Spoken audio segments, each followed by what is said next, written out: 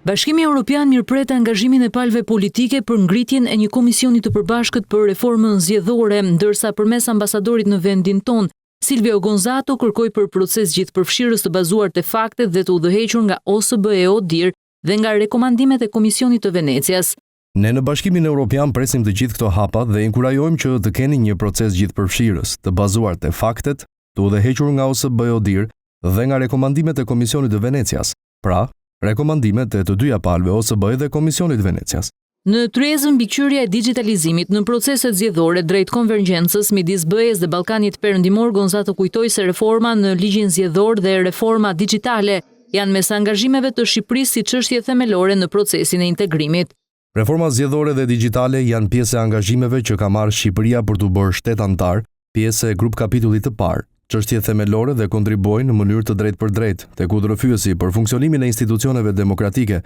që theksojnë rëndësinë e zgjedhjeve, transparencë, llogaridhënien dhe pjesëmarrje qytetarëve, që janë themelet e Bashkimit Evropian. Me mesazhin se demokracia dhe qeverisja digjitale janë përgjegjësi e të gjithëve, ambasadori i BE-s tha se së shpejti do të prezantohet rregulloria për transparencën dhe reklamat politike. Bashkimi Evropian ka krijuar një nga kuadrot më gjithëpërfshirës në digital, duke përfshirë ligjin për shërbimet digjitale, ligjin për lirinë e fjalës dhe të medias, ligjin për inteligjencën artificiale dhe së shpejti do të kemi një rregullore për transparencën dhe reklamat politike. Ngritja e Komisionit Posaçëm Parlamentar për Reformën Zgjedhore dhe atë territoriale pritet të vendoset në seancën e radhës plenare të Kuvendit, ndërsa mazhoranca ka shprehur dakordësinë për të pranuar kërkesat e Partisë Demokratike për përfaqësim të barabartë në numër antarësh dhe të drejtë vetoje nga opozita.